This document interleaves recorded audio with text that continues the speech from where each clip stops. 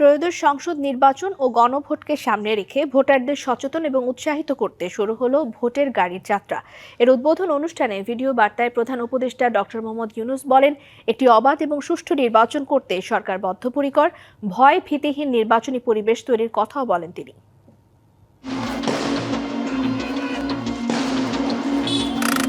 ২০২৪ সালে ছাত্র জনতার গণ অভ্যুত্থানে আওয়ামী লীগ সরকার পতনের পর অন্তর্বর্তী সরকারের বড় তিনটি চ্যালেঞ্জের মধ্যে অন্যতম অবাধ, সুষ্ঠু ও নিরপেক্ষ নির্বাচন। শুরু থেকেই তার পরিবেশ তৈরিতে কাজ করছে সরকার। এরই মধ্যে হয়েছে তফসিল, জাতীয় সংসদ নির্বাচন এবং গণভোট হবে আগামী ১২ই ফেব্রুয়ারি।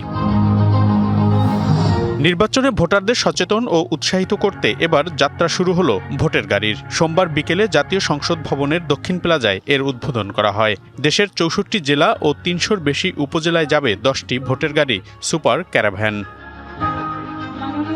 অনুষ্ঠানে সরকারের দুই উপদেষ্টা অংশ নিয়ে নির্বাচন ও সমসাময়িক নানা বিষয় নিয়ে কথা বলেন। সহিংসতা করে একটা ভীতিকর অবস্থার সৃষ্টি করা, এটা করাই হচ্ছে যাতে নির্বাচনটা অনিশ্চয়তার দিকে চলে যায়, নির্বাচন নিয়ে একটা ভীতির পরিস্থিতি সৃষ্টি হয় এবং মানুষ নিরুৎসাহিত হয়।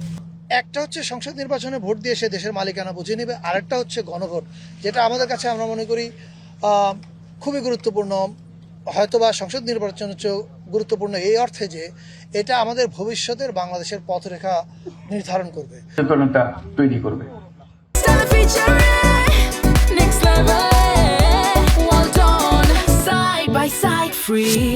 অনুষ্ঠানে ভিডিও বার্তায় প্রধান উপদেষ্টা বলেন, সরকার অবাধ ও সুষ্ঠু নির্বাচন করতে বদ্ধপরিকর।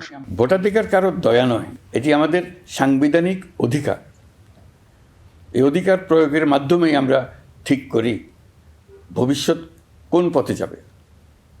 একটি অবাধ, সুষ্ঠু ও অংশগ্রহণমূলক নির্বাচন নিশ্চিত করা শুধু সরকারের দায়িত্ব নয়, এটি রাষ্ট্রের প্রতিটি নাগরিকের দায়িত্ব। ডক্টর মোহাম্মদ ইউনূস বলেন, ভয় ভীতিহীন নির্বাচনী পরিবেশ তৈরিতে কাজ করছে সরকার। আমরা এমন একটি নির্বাচন চাই যেখানে থাকবে না ভয়, থাকবে না বাধা, থাকবে কেবল জনগণের মুক্ত ও নির্ভীক মত প্রকাশ।